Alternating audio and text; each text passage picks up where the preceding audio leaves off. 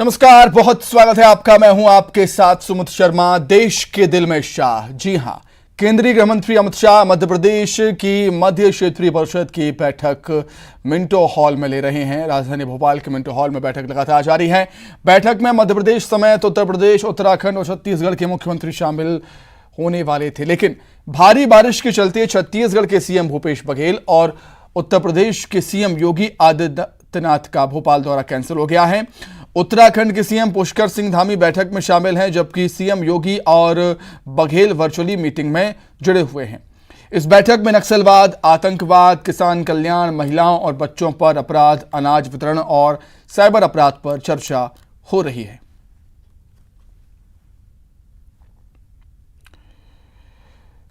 तो बीते 2 घंटे से बैठक लगातार जारी है।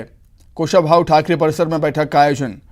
केंद्रीय गृह मंत्री अमित शाह की अध्यक्षता में यह बैठक हो रही है। इंटर स्टेट काउंसिल की यह बैठक, जिसमें 4 स्टेट के मुख्यमंत्री मौजूद हैं। 2 वर्चुअली जुड़े हुए हैं, 2 फिजिकली इस बैठक में मौजूद हैं। छत्तीसगढ़ के सीएम भूपेश बघेल वर्चुअली जुड़े हुए हैं, वीडियो कॉन्फ्रेंसिंग के जरिए बैठक में शामिल हैं। वहीं उत्तर प्रदेश के सीएम योगी आदित्यनाथ भी वर्चुअली इस बैठक में जुड़े हुए हैं, क्योंकि दोनों ही सीएम खराब मौसम होने के चलते राजधानी भोपाल नहीं पहुंच पाए। वहीं मध्य प्रदेश के सीएम शिवराज सिंह चौहान और उत्तराखंड के सीएम पुष्कर सिंह धामी इस बैठक में मौजूद हैं। बहुत ही महत्वपूर्ण ये बैठक है। 17 साल बाद भोपाल में इस बैठक का आयोजन है। बैठक में कई महत्वपूर्ण विषयों पर चर्चा की जा रही है, ख़ास तौर से आंतरिक सुरक्षा और नक्सलवाद, आतंकवाद जैसे विषयों पर इस बैठक में चर्चा हो रही है। किसान कल्याण, महिलाओं और बच्चों पर हो रहे अपराध को लेकर, अनाज वितरण और साइबर अपराध पर इस बैठक में चर्चा हो रही है। बेहद ही खास ये मीटिंग हम कह सकते हैं चारों ही स्टेट के लिहाज से, क्योंकि छत्तीसगढ़ की हम बात करें, छत्तीसगढ़ में नक्सलवाद एक बहुत बड़ी समस्या है, इसलिए छत्तीसगढ़ के लिहाज से ये बेहद ही महत्वपूर्ण बैठक। वहीं मध्य प्रदेश में भी हमने देखा था आतंकी गतिविधियां हुई और जेएमबी आतंकियों को गिरफ्तार किया गया, तो मध्य प्रदेश के लिहाज से भी ये महत्वपूर्ण बैठक है। और क्या कुछ अपडेट है इस बैठक को लेकर, वो हम जानेंगे। सीधे राजधानी भोपाल का रुख कर लेते हैं। अनुराग श्रीवास्तव हमारे साथ जुड़ गए हैं। अनुराग, तकरीबन 2 घंटे से बैठक लगातार जारी है, कब तक ये बैठक चलेगी, क्या कुछ अनुमान?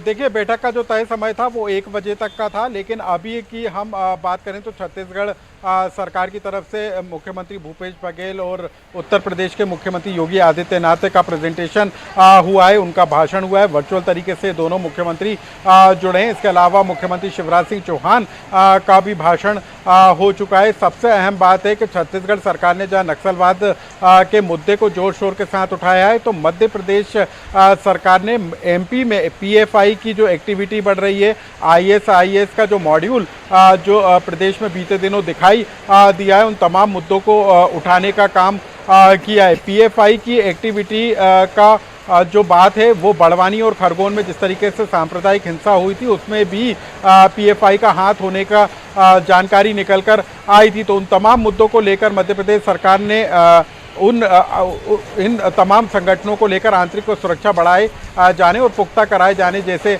मुद्दों को उठाया है। साथ ही पुलिस रिफॉर्म को लेकर भी जो मध्य प्रदेश सरकार में नए कदम उठाए जा रहे हैं, चाहे वो भोपाल, इंदौर में कमिश्नर सिस्टम लागू करने की बात हो, इन तमाम मुद्दों की जानकारी भी मुख्यमंत्री की तरफ से दी गई है। साथ ही होमगार्ड जवानों के लिए केंद्रीय मदद की मांग भी राज्य सरकार की तरफ से की गई है। तो बताया यही जा रहा है कि बैठक में यूपी और एमपी की सरकार ने पीएफआई की बढ़ती हुई गतिविधियों को लेकर भी मुद्दा उठाया है, और साथ ही राज्यों के बीच कोऑर्डिनेशन बढ़ाए जाने पर भी बैठक में जोर दिया जा रहा है, ताकि नक्सलवाद और जो दूसरी गतिविधियां हैं उनको रोकने के लिए तेजी के साथ कदम उठाए जाएं। तो कैसे इनपुट इंटेलिजेंस को और पुख्ता किया जाएगा, राज्य सरकारों के बीच किस तरीके से बेहतर कोऑर्डिनेशन किया जा सकता है, इन तमाम मुद्दों को लेकर चर्चा की जा रही है। अभी केंद्रीय मंत्री अमित शाह का भाषण होना बाकी है और जो राज्यों की तरफ से प्रेजेंटेशन दिया गया है उसके बाद क्या रुख केंद्र सरकार का होता है, राज्यों को वो किस तरीके से मदद करेंगे, केंद्र सरकार की आगामी रणनीति क्या है और साथ ही आंतरिक सुरक्षा को लेकर किस तरीके के इंतजाम किए जाएंगे, इन तमाम मुद्दों को लेकर अभी केंद्रीय अमित शाह का बयान आना बाकी है। जी ठीक है अनुराग, नजरें बनाए रखिएगा, हम आपसे अपडेट लगातार लेते रहेंगे। फिलहाल आपका बहुत शुक्रिया तमाम जानकारी के लिए। चलिए बात करेंगे आफत के रेड अलर्ट की। मध्य प्रदेश में भारी बारिश का दौर लगातार जारी है, कई जिलों में बदरा जमकर बरस रहे हैं। वहीं मौसम विभाग ने रेड अलर्ट जारी किया है मध्य प्रदेश में। राजधानी भोपाल, ग्वालियर, उज्जैन संभाग के जिलों के साथ ही सागर, दमोह, नरसिंहपुर, जबलपुर जिलों में अत्यधिक बारिश को लेकर रेड अलर्ट जारी है। तो वहीं रीवा, नर्मदापुरम और चंबल संभागों के जिलों समेत अनूपपुर, शहडोल, उमरिया, डिंडौरी, कटनी, छिंदवाड़ा, सिवनी, मंडला, बालाघाट, खंडवा, धार और देवास में भी भारी से अति भारी बारिश का ऑरेंज अलर्ट जारी किया गया है। भोपाल की बात कर लेते हैं। भोपाल में भी बारिश का दौर सुबह से ही लगातार जारी है। बारिश के साथ साथ यहां पर तेज हवाएं भी चल रही हैं। गुना में सुबह 5:30 बजे तक 174 मिलीमीटर बारिश रिकॉर्ड हुई। सागर में 161 मिलीमीटर, जबलपुर में 158 मिलीमीटर, राजधानी भोपाल में 151 मिलीमीटर बारिश दर्ज हुई है।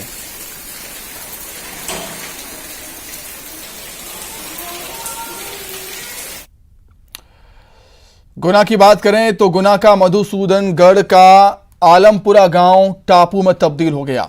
गांव में 15 से ज्यादा लोग फंसे हुए हैं और खतरे के निशान के ऊपर बह रही है टेम नदी। ग्रामीणों को प्रशासन की मदद का इंतजार है। विधायक लक्ष्मण सिंह मौके पर पहुंचे हैं। कलेक्टर से ग्रामीणों के रेस्क्यू को लेकर चर्चा उन्होंने की है। एयरलिफ्ट और एसडीआरएफ की टीम मौके पर भेजने की अपील की जा रही है। तो गुना के मधुसूदनगढ़ का आलमपुरा गांव टापू में तब्दील हो गया। चारों ओर से पानी से घिर गया है। गांव में 15 से ज्यादा लोग फंसे हुए हैं और मदद का इंतजार कर रहे हैं। इस उम्मीद में, इस आस में बैठे हैं कि प्रशासन उनकी मदद करेगा। खतरे के निशान के ऊपर बह रही है टेम नदी। नदी ने अपनी सीमाएं लांघ दी हैं और जिस वजह से आलमपुरा गांव टापू में तब्दील हो गया, चारों ओर से पानी से घिर गया है। विधायक लक्ष्मण सिंह मौके पर पहुंचे हुए हैं। कलेक्टर से ग्रामीणों के रेस्क्यू को लेकर चर्चा की है। एयरलिफ्ट और एसडीआरएफ की टीम मौके पर भेजने की अपील उन्होंने की है। वर्षा के कारण आप देख रहे हैं कि सारे गांव प्रभावित हुए हैं। ये सागर गांव है और चांचौड़ा विधानसभा में भी टेम नदी चढ़ी है, तो वहाँ आलमपुरा गांव है। चारों तरफ नदी ने घेर लिया है, लोग वहाँ फंसे हुए हैं। मैंने शासन से मांग की है कि मोटर बोट भेजें और आर्मी से हेलीकॉप्टर की भी मांग की है। मेरा संपर्क जिलाधीश महोदय से सतत संपर्क है। हम लोग कोशिश करके वहाँ राशन और उनको वहाँ से निकालने का प्रयास हम लोग कर रहे हैं, लेकिन आप देख रहे हैं ये यहाँ से हम लोग निकल नहीं पा रहे हैं। ये सागर गांव की किस तरह नदी चढ़ी है, इसलिए शासन से मेरा यही निवेदन है कि जल्द से जल्द यहाँ नाव भेजें, मोटर बोट भेजें, जिससे कि लोगों को राशन मिले और जो फंस गए हैं उनको निकाला जाए। तो सुना आपने लक्ष्मण सिंह कांग्रेस के विधायक जो मौके पर पहुंचे हुए हैं, उन्होंने हालात के बारे में बताया और उन्होंने प्रशासन से भी मांग की है कि एयरलिफ्ट और एसडीआरएफ की टीम मौके पर भेजी जाए। संवाददाता विजय जोगी हमारे साथ जुड़ गए हैं। विजय, जो हालात हम देख रहे हैं वो काफ़ी बद से बदतर हालात हो चुके हैं। चूंकि आलमपुरा गांव चारों ओर से पानी से घिर गया है, इसलिए टापू में तब्दील हो गया। लक्ष्मण सिंह यहाँ मदद की मांग कर चुके हैं, क्या मदद अभी तक पहुंच पाई? देखिए सुमित, जाहिर सी बात है, आलमपुरा गांव ये मधुसूदनगढ़ क्षेत्र में पड़ता है और करीबन 25 से अधिक लोग आलमपुरा गांव एक टापू में तब्दील इस समय हो चुका है, जिसके चलते वहां पर अभी तक जो है बाढ़ से भी हालात बिगड़ चुके हैं और टेम नदी जो है वो चारों तरफ से अपना रौद्र रूप दिखा रही है। अभी कुछ देर पहले चांचौड़ा से विधायक हैं लक्ष्मण सिंह, उन्होंने गुना कलेक्टर से बात की है और एसडीआरएफ की टीमों की मदद भी उन्होंने कहा है कि कहीं ना कहीं अब इन लोगों को निकालने के लिए हमारी मदद की जाए, उन लोगों की मदद की जाए जो करीबन 25 से अधिक लोग वहां पर बताए जा रहे हैं जो एक टापू नुमा घरों में वहां पर फंस चुके हैं और एयरलिफ्ट करके या एसडीआरएफ की टीमें तुरंत जो है वहां पर पहुंचे। इस तरह की मदद लक्ष्मण सिंह ने मांगी है, जिससे उन लोगों को सकुशल उनके गंतव्य के सुरक्षित स्थान पर उनको ले जाया जा सके। लेकिन फिलहाल तो अभी तक प्रशासन द्वारा कोई टीम या कोई मदद अभी तक नहीं पहुंची है उन ग्रामीणों को। जी ठीक है विजय, बहुत धन्यवाद आपका तमाम जानकारी के लिए। तो देखिए, मध्य प्रदेश में भारी बारिश का दौर लगातार जारी है, लेकिन लोगों की लापरवाही भी लगातार जारी है। जबलपुर की बात करते हैं, जहां पर बारिश के मौसम में जान जोखिम में डाल रहे हैं लोग। लगातार बारिश हो रही है और भारी बारिश से शोभापुर तालाब ओवरफ्लो हो गया। तेज बहाव के साथ पानी निकल रहा है। तालाब की बाउंड्री पर लोग बहती हुई मछलियों को पकड़ने में जुटे हुए हैं और जान जोखिम में डाल रहे हैं। जान जोखिम में डालकर मछली पकड़ने की होड़ मची हुई है लोगों में। तेज बहाव की वजह से कभी भी कोई भी हादसा हो सकता है, लेकिन लोग हैं बेफिक्र। लोगों को इस बात का कोई डर नहीं। मछली पकड़ना उनका मुख्य उद्देश्य। जान जोखिम में डालकर किस तरीके से मछली पकड़ रहे हैं वो आप तस्वीरों में देख सकते हैं। जबलपुर की तस्वीरें हैं। शोभापुर तालाब लबालब है, ओवरफ्लो हो रहा है और तेज बहाव में पानी इसका निकल रहा है और पानी के बहाव के साथ मछलियां भी निकल रही हैं। उन मछलियों को पकड़ने के लिए तालाब की बाउंड्री पर लोग पहुंच रहे हैं और मछलियों को पकड़ने की होड़ लोगों में लगी हुई है, जबकि पानी का बहाव आप देख सकते हैं तेज है। एक छोटी सी लापरवाही भारी पड़ सकती है। ज्यादा जानकारी के लिए हम सीधे बातचीत करेंगे। जबलपुर का रुख कर देते हैं। प्रतीक अवस्थी हमारे साथ जुड़ गए हैं। प्रतीक, बार बार लोगों को समझाया जा रहा है कि ऐसी लापरवाही ना करें, ऐसे स्थानों पर ना जाएं जहां पर जान का खतरा है, लेकिन लोग हैं कि मानने को तैयार नहीं। देखिए, बिल्कुल सुमित, पानी का कहर बरकरार है और पानी के कहर के बाद जो तमाम तस्वीरें सामने आ रही हैं वो चौंकाने वाली भी हैं। एक और जहां बरगी बांध के 17 गेट खुले हुए हैं, तो वहीं हमने शोभापुर का देखा कि किस प्रकार से लोग अपनी जान को आफत में डाल के मछली पकड़ रहे हैं। बहरहाल एक महत्वपूर्ण तस्वीर एक मेरे ठीक पीछे आप देख सकते हैं। ये वो इमारत है जहां कुछ ही देर पहले रेस्क्यू ऑपरेशन सुमित किया गया है। मकान का ऊपरी जो हिस्सा था वो भरभरा के यहाँ पर गिर चुका था और 8 सदस्यों को नगर निगम की टीम ने रेस्क्यू करके यहाँ से निकाला है। यानी लगातार जो 24 घंटे से बारिश जारी थी उसका कहर यहाँ भी देखने को मिला। स्थानीय पार्षद यहाँ पर हमारे साथ मौजूद है। अयोध्या जी, आपने यहाँ पर लगातार देखा, हमने रेस्क्यू में आप ही लगे हुए थे। किसका ये घर है और किस तरीके से जान बचाई गई? फिलहाल हालत क्या है? क्या पूरे मकान को खाली कराया गया है? देखिए, सुबह कॉल आई थी मेरे को सुबह तो मैंने मौके पर पहुंचकर देखा तो उनका ये मौके पर जब पहुंचा तो देखा कि दीवार धराशायी हो गई है। लगभग 8 परिवार के 8 लोग महिला पुरुष मिला के ऊपर मौके पे थे। वो ईश्वरीय अनुकृपा है कि कोई जनहानि नहीं हुई। मैंने मौके पर पहुंचकर तुरंत नगर निगम कमिश्नर साहब से बात की। उन्होंने मौके पर तुरंत लगभग 10 से 15 मिनट के अंतराल में संभागीय अधिकारी, फायर ब्रिगेड की टीम, अपना बिल्डिंग की टीम वगैरह भेजी और मौके में तुरंत ऊपर स्टेयर के माध्यम से लोगों को नीचे उतारा गया। सब सुरक्षित हैं, स्वास्थ्य की दृष्टि से भी स्वस्थ हैं वो, और मौके पर जो प्रतिकूल परिस्थितियां निर्मित हो रही हैं उसको लेकर नोटिस जारी किए जा रहे हैं। आजू बाजू की दोनों बिल्डिंगों को जो कि जर्जर हालत में कभी भी गिर सकती है उसको लेकर ये इमीडिएट कुछ एक्शन प्लान बना रहे हैं। सुमित, एक महत्वपूर्ण बात यह भी है कि अमूमन बारिश के दौर में जर्जर इमारतें धराशायी होती हैं। फिलहाल नगर निगम ने आखिर कितनी तैयारियां की हैं? ऐसे कितने जर्जर भवन हैं और क्या उन्हें तोड़ा जा रहा है या नहीं तोड़ा जा रहा है? इस पे बड़ा प्रश्न चिन्ह है, क्योंकि भीषण बारिश जब होती है और जब ऐसे हादसे हो जाते हैं तब अमूमन जिम्मेदार विभाग सबक लेते हैं और शायद इस बार भी कुछ ऐसा ही हो। फिलहाल एक जर्जर भवन जो है उसकी एक बिल्डिंग, एक पूरी जो दीवार थी वो धराशायी हो गई थी। 8 सदस्यों को रेस्क्यू करके निकाला गया बाहर, वो विजुअल भी हमारे पास है। तो कहीं ना कहीं लापरवाही के साथ साथ जिम्मेदार विभागों को भी अलर्ट होना पड़ेगा ताकि वो भी कार्रवाई अपनी समय सीमा पे करें ताकि ऐसे हादसे ना हो सके। ठीक है, बिल्कुल ठीक बात है कि चिन्हित करना चाहिए बारिश से पहले ऐसे जर्जर भवनों को, जिससे कोई हादसे ना हो सके। बहुत धन्यवाद प्रतीक आपका तमाम जानकारी के लिए, हमारे साथ जुड़ने के लिए। तो देखिए, मध्य प्रदेश में भारी बारिश का दौर लगातार जारी है और आने वाले दिनों में क्या कुछ हालात मध्य प्रदेश में हो सकते हैं वो भी हम जान लेते हैं। राजधानी भोपाल का रुख कर लेते हैं। जितेंद्र हमारे साथ इस समय जुड़ गए हैं लाइव। जितेंद्र, भारी बारिश का दौर लगातार हम देख रहे हैं। मध्य प्रदेश के अधिकांश हिस्से ऐसे हैं जहां पर भारी से अति भारी बारिश लगातार हो रही है। आने वाले दिनों में क्या कुछ हालात है? हालात अभी बद से बदतर है, लेकिन आने वाला समय कैसा होगा मध्य प्रदेश के लिए? जितेंद्र।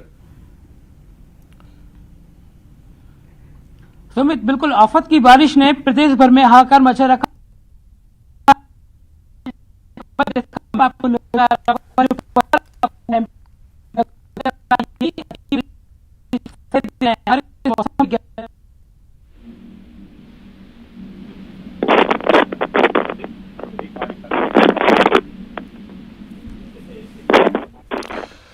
तो आफत की बारिश मध्य प्रदेश में लगातार जारी है। आप तस्वीरों में देख ही सकते हैं कि किस तरीके से जो आसमान से अब पानी नहीं, आफत बरस रही है, क्योंकि अधिकांश जो हिस्से हैं वो जल भराव यहाँ पर देखा जा रहा है। अधिकांश हिस्सों में अति भारी बारिश लगातार जारी है। नदी नाले उफान पर हैं, डैम लबालब हो गए हैं। जो अधिकांश डैम हैं उनके गेट खोले जा रहे हैं, क्योंकि डैम अब ओवरफ्लो हो रहे हैं, उनमें क्षमता अब नहीं बची है पानी जमा होने की। इसीलिए डैम्स के गेट को खोला जा रहा है, और डैम्स के गेट जब खुल रहे हैं तो नदियों का जलस्तर लगातार बढ़ रहा है। नदियों का जलस्तर बढ़ने से पूरी तरीके से जनजीवन अस्त व्यस्त है। निचले इलाकों में पानी भर गया है, आवागमन बाधित हो गया है, क्योंकि रास्तों को जोड़ने वाले जो पुल हैं वो पूरी तरीके से जलमग्न हो चुके हैं, और निचले इलाकों में लोगों के घरों में पानी घुस रहा है, जिससे लोग काफ़ी परेशान। फिलहाल ये तस्वीरें आप देख रहे हैं गुना के आमलपुरा गांव की तस्वीरें हैं, जो एक टापू में तब्दील हो चुका है, और इस गांव में 25 से ज़्यादा लोग फंसे हुए हैं। मदद का इंतज़ार कर रहे हैं कि प्रशासन उनकी मदद करेगा।